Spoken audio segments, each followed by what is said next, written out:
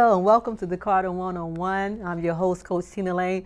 I am back today with three phenomenal women. We are talking about, this is the show, the Ladies Corner. And you know, with the Ladies Corner, we have a good time. We talk about every and anything. So get ready because we plan on having some fun.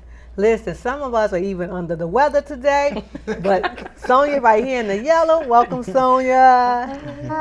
She's a little under the weather, but she's here. Yes. And she's going to talk to us about some things she's been doing, because the last time you saw everyone, it was around April. We did a Ladies Corner, so we've done a lot of things since then. Then we have Tawana Thompson in the house. Yes. Listen. She's been doing a lot of videos lately, but we're not talking about that. But, wow, help me, Jesus. Yes, Lord. Identifying who you are, walking in self. Great stuff. Then we have the one and only Monica Walker. Monica Walker. This is soul sister. Like, this is the soul sister from the crew. I'm telling you, you don't know. She's that undercover black activist. But she's in the closet. Yeah, you on the low? You on the low? Yeah, she goes in on social media. Okay. Oh, on social media. Depends on the setting. It depends on the setting. Gotcha. But She goes. depending on the set, what? She goes in. Talk about every issue. So if you don't want the truth you don't about want the issues. truth, especially we talk about education, we talk about politics, we talk about police brutality. Oh. Yes, Oh. it goes on. Parental responsibility. Oh my. Yeah. We need more of those voices. Yes. What was your major again? Yeah. What was your Film. Yeah. What was your minor? Minor. I'm just because I was gonna give you a I minor. was like, that a trick question? Yeah, I was gonna give you a minor, urban education. That's all. That's my master's. Thank you. Ah. See? See? Now how many of them degrees you got going on? That's never mind. I knew urban education was there somewhere, but I was making it a minor. So That's a major. That's a major. That's definitely not the minor. major one. That's the a major. master. That's it. That's at the Urban top of the list education. right there. So today I just want to talk about certain things.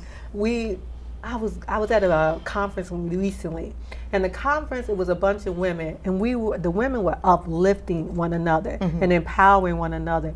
And I wanted to talk about how important it is for us as women to uplift one another and not to be in competition.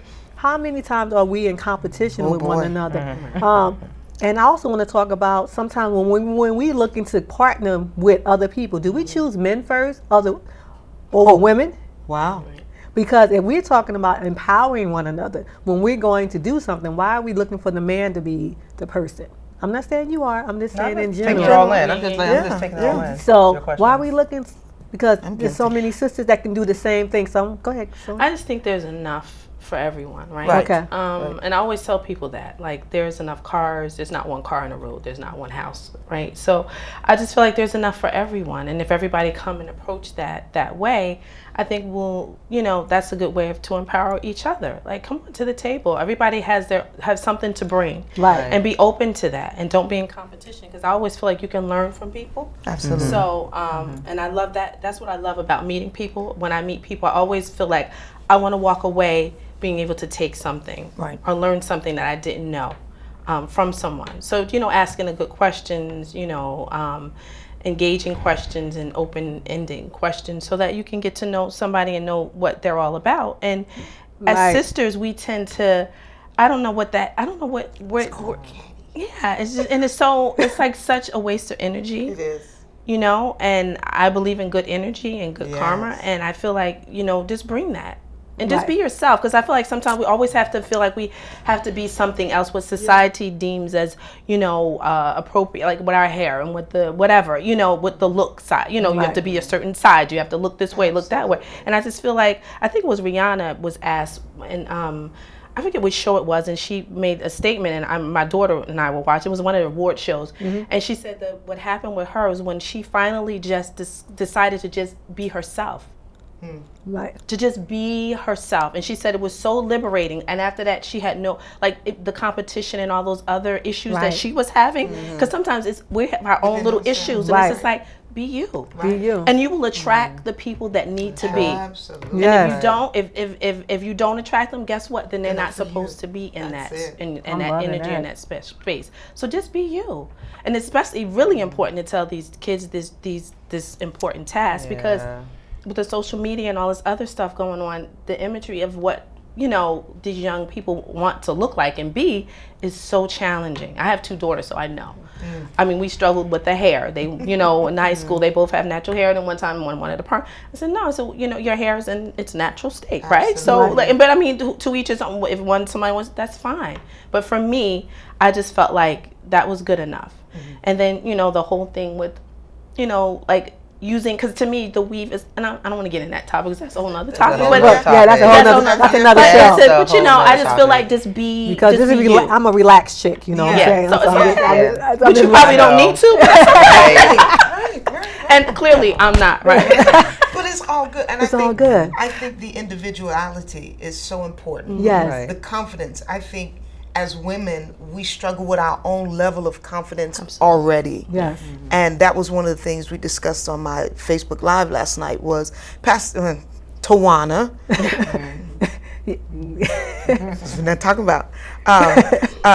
Tawana spent a lot of years trying to conform to what people thought I should be. Okay. What I should look like, how I should dress, how I should speak, how I should preach, how I should, based on the circuit in which Right. I Was moved on. in. Right.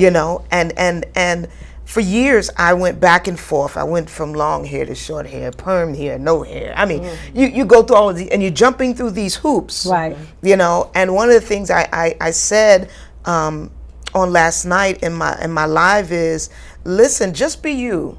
No longer do we have to pretend. Right. When we start getting in competition, one of the things I'm grateful for is that I've never been a person intimidated by another person. Right. Because I think we all have our own things to bring to society, to life, to one another. Yeah. Right.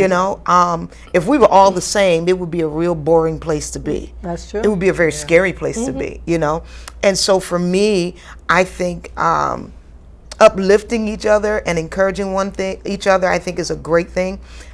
Tina is always that person to me who always embodies the whole concept of lifting each other up as women. Yeah. As individuals. thank you. And like when she started and she said, why do we first go for men when we try to partner up with someone to do something? And I said, oh, guilty. You know, Wow. when I did my first talk show on WBJL radio. Yes. Yeah. And my co-host was Pastor Wayne Stackhouse. Yes. And everybody asked me, why did you choose him? I said, I wanted a man. Because sometimes women get in competition. Yes. But the funny thing is, there were times where Pastor Stack and I seemed to be in competition.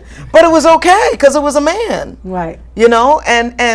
And it's amazing to me that sometimes we lean towards that. I don't know if it's because we're intimidated by each other, which I think is ridiculous. Because to me, you are unique in your own design. I couldn't wear my hair like that. But you look good with your hair like that. Yes. I couldn't wear my hair like that. But you look wonderful with your hair like that.